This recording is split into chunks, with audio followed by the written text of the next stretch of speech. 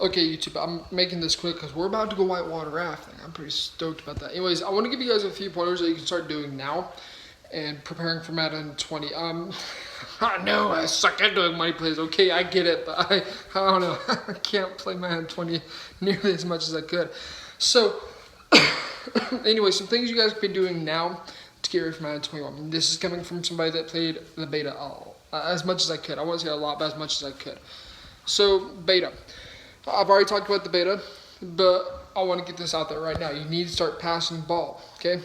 If you want to be competitive in any sort of Madden, in Madden 21 specifically, you have to pass the ball. Get comfortable with West Coast offense.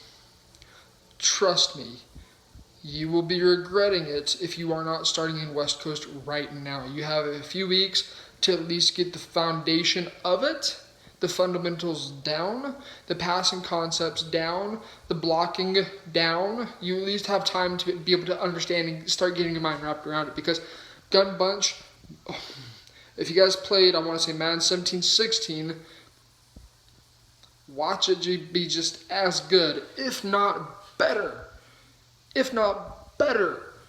than those years. And I'm talking the average Joe, the person that's picking up Madden 21 in the first time ever, is going to be able to pass like young kid, like Skimbo. And I'm not kidding you at all. This is no cap.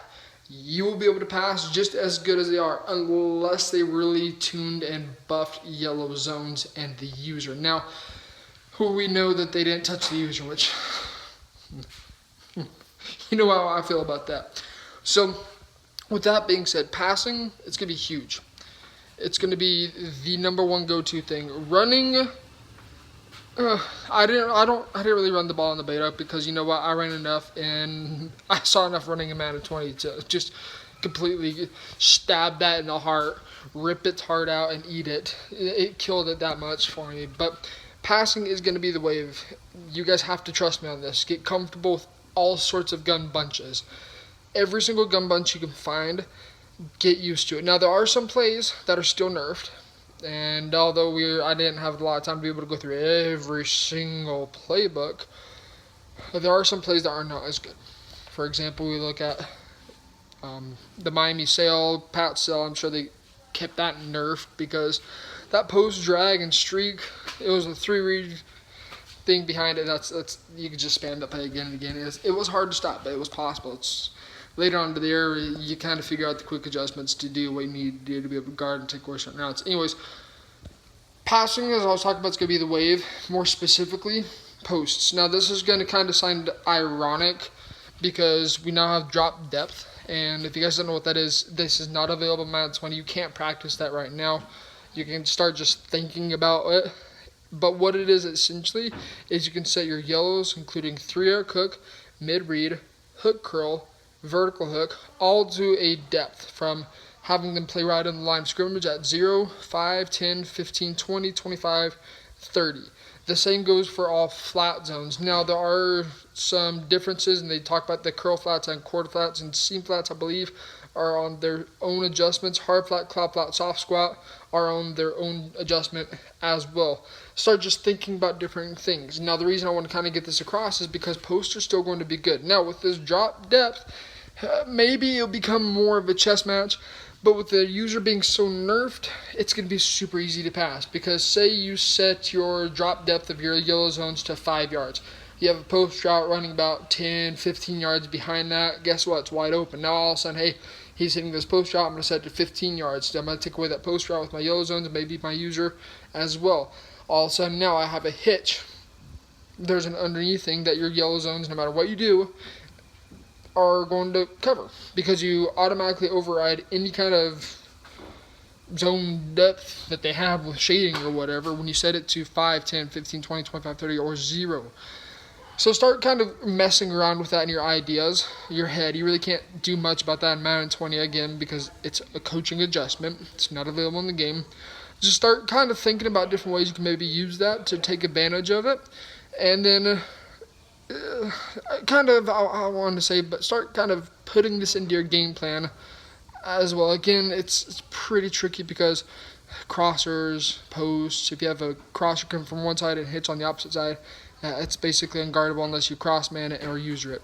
So just a few thoughts there.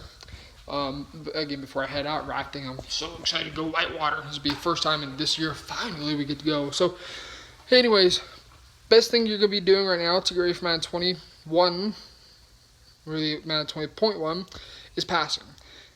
Really, if you struggle to pass, guys, in Madden 21, I've said this before, you're going to struggle.